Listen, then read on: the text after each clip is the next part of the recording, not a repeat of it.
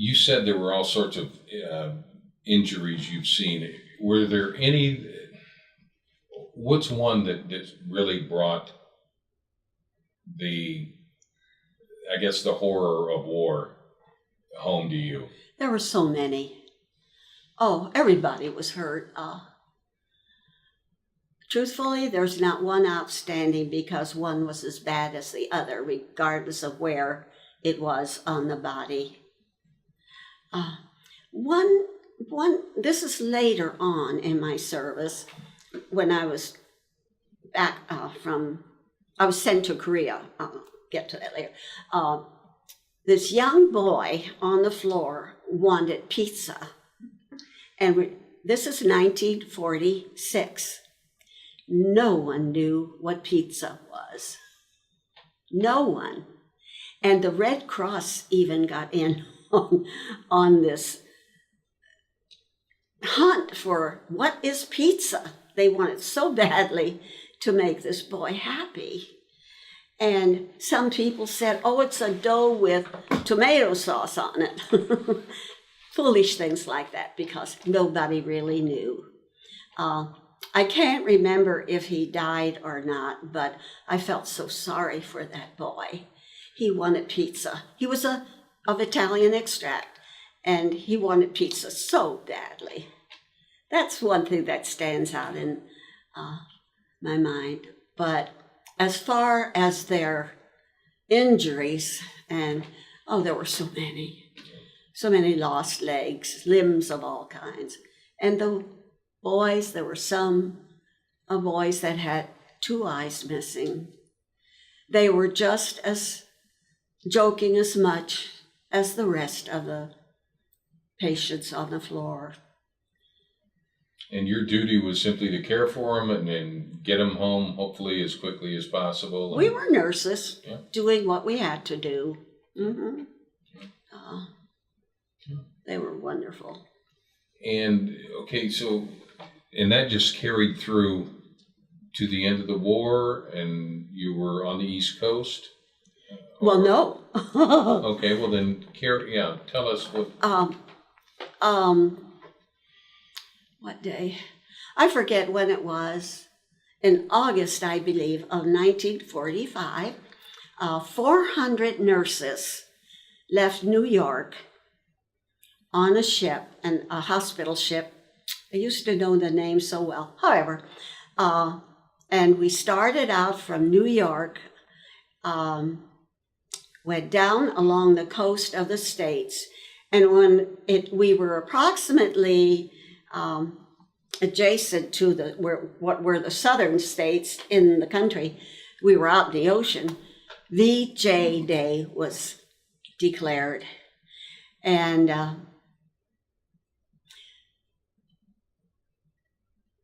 we had no TV then, so we heard the celebration on the radio, and I just couldn't imagine what was going on at home, because it was just insane, the happiness we heard on that radio. But we went down along the eastern coast, and then we went through the Panama Canal. We stayed in Panama for a few days. I don't recall how long. And then from there, we went to Hawaii, and we were really fortunate there. It was somewhere between 3 and 6 weeks. And we were on land at that point, while nurses were assigned to different stations there. From Hawaii, we went to Saipan. And this was an interesting stop. We were on land, and we were not allowed to go anywhere without an MP with us, because there were still Japanese up in the mountains who did not know the war was over. And so we had to have MP protection wherever we went. They protected our sleeping quarters all night long, and we didn't feel scared in any way. It was just a part of what was going on at that time. We did see landing craft all along the coast, Now this is, of course, after the war is over, and it was an unusual stop. But nurses were assigned there, and then we landed on the coast of Okinawa, but we did not go ashore, just the higher-ups went there to evidently decide which nurses went where. And from there we went past Mount Fuji, which I remember because it was such a beautiful sight to see Mount Fuji, and landed, not landed, but we were at where did the atom bomb fall? Nagasaki? Hiroshima. Hiroshima. We were on the coast for 2 days, and I was one of the lucky ones allowed leave on land. And this is the strangest thing. I do not remember what I saw. Did I see the bread lines? Did I see the havoc that occurred? Or do I remember it from reading about it so much? I honestly do not remember. And then we left there and went down into I guess it's the Sea of China, and landed in Incheon, Korea on Christmas Eve, 1945. Talk about having a sad Christmas Eve. We were in totally foreign land, and honestly, in 1946, people did not know where Korea was. We had not heard of it before. And the officers' clubs in the area, there were 3 of them, each one of them, they heard that there were 4 nurses were assigned to the area. And of course, each one invited us to celebrate Christmas Eve with them. Well, of course, not one of us went because we were too depressed to even think of celebrating anything. But anyway, there we were in Seoul, Korea. That was Incheon, and then we were transferred to our station, which was Seoul, Korea. And our hospital turned out to be what had previously been a department store. It was transformed into our hospital. We nurses were housed in the Belgian consulate, which was very interesting. Huge, huge rooms. And I can remember one of the girls somehow found potatoes, and she had butter. And in our room, we had coal stoves, little black coal stoves. And she fried potatoes in this beautiful butter, which we hadn't tasted for a long time. And I can tell you, we would have killed to taste those potatoes. They smelled so good. But anyway, on our way on duty, we would pass Koreans sitting on the sidewalk with their legs crossed, making food to sell to passersby to support their family. And that was Korea in those days.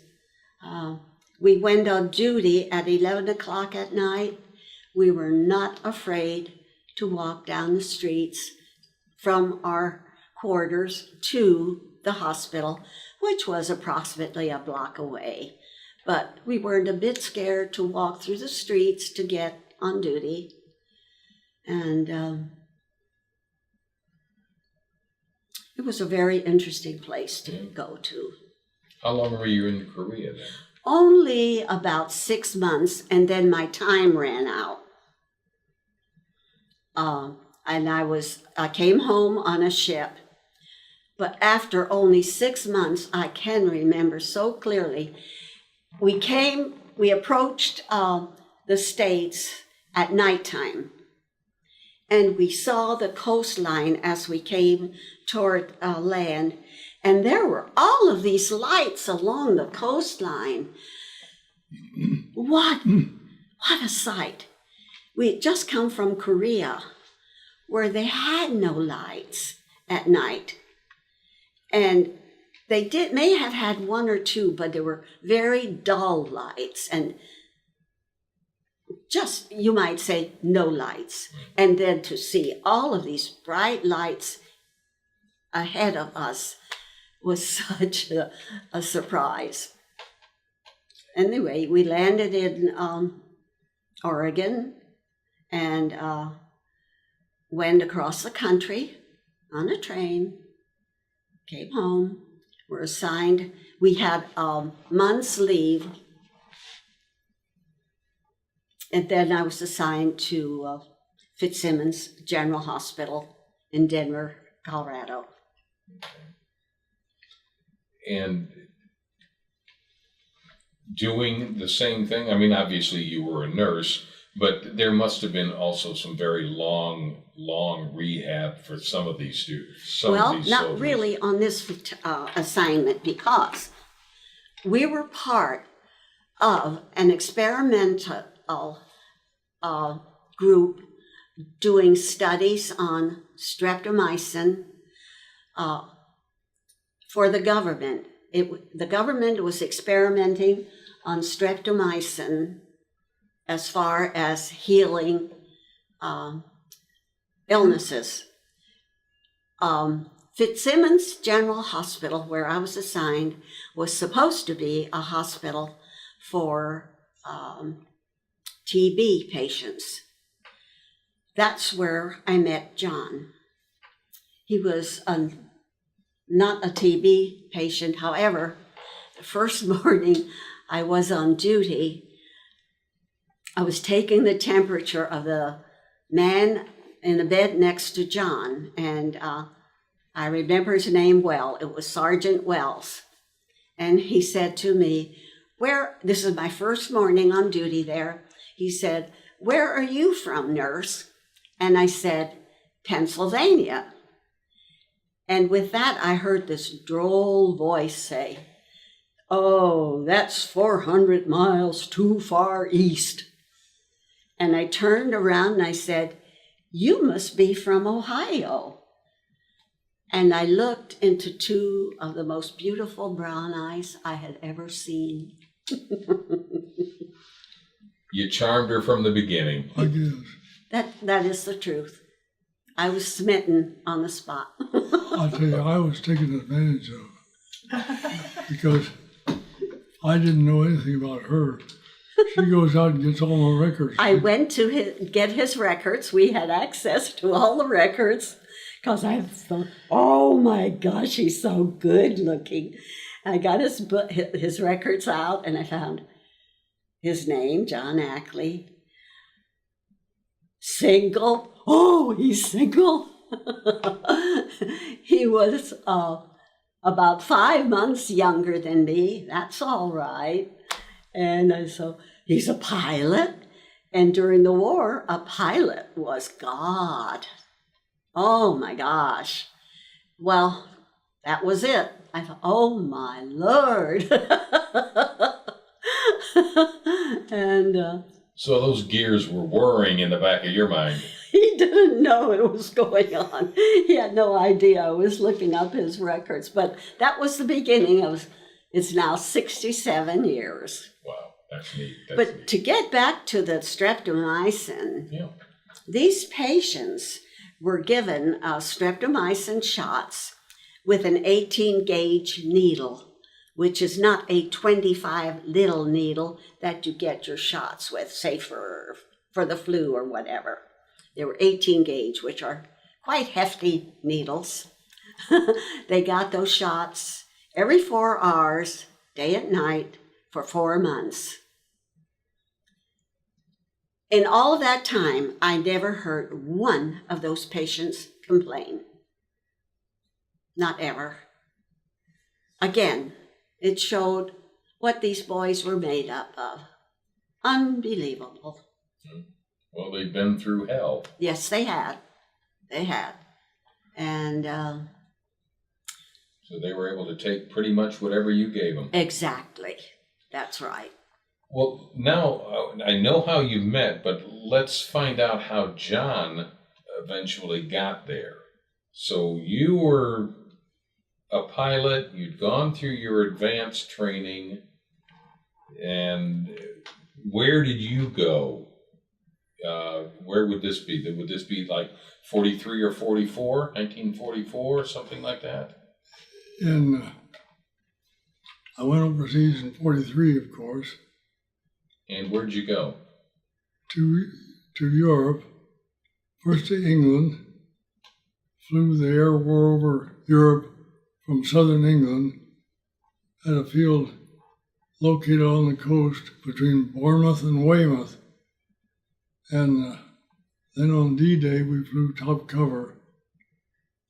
And I'll never forget that day because at dusk the night before, on December 5th, Or June 5th, you mean? June 5th rather, airplanes started going over at dusk. They went over all night long. Just a continual roar of planes. So we knew things were blowing up somewhere. And at dawn, we were up flying top cover for the invasion. Explain top cover. We were trying to be there to keep the German Luftwaffe from attacking our troops on the coast. And what were you flying? P-38s. Once again, P-38. Yes. I got in 63 missions with P-38 combat missions. And then on the 5th of January, 45, I was hospitalized. What happened?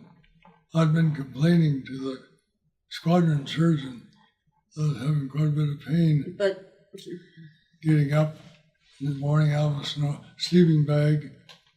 And he was a pediatrician in civilian life and didn't do me a lot of good.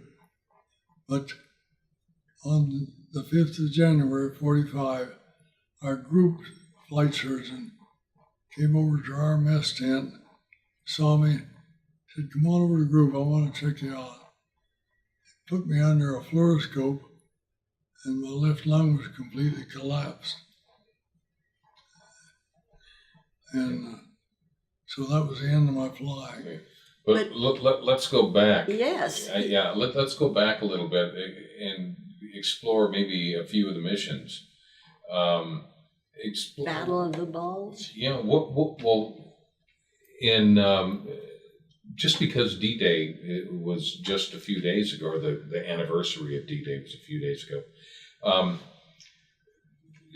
Tell me what was going on as you were flying top cover. Did you have German fighters, in sight coming at you? Actually, there were very few Germans got through there, so I didn't run into any. The Well, Germans probably saw you. Yeah, we were constantly cruising back and forth, so they didn't, unless they had you badly outnumbered, they wouldn't expose themselves. Well, they were at a point, of course, where they were running out of planes, I think. Yes. And so they couldn't afford to lose any. No, I flew about 50 missions before I got into my first dogfight.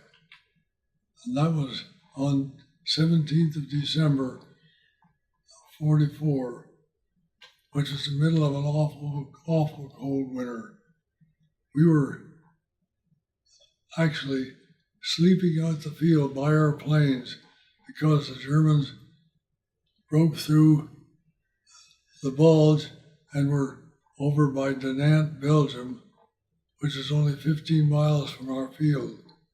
We were ready to take the planes off and get them out of there if they got across the Goose River.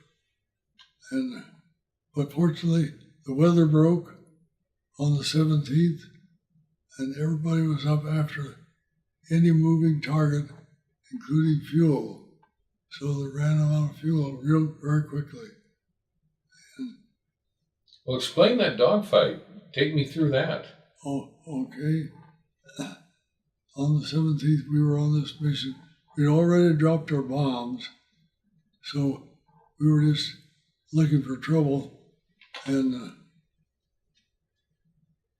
somebody called in bandits, and there must have been 25 or 30 ME-109s coming up after us.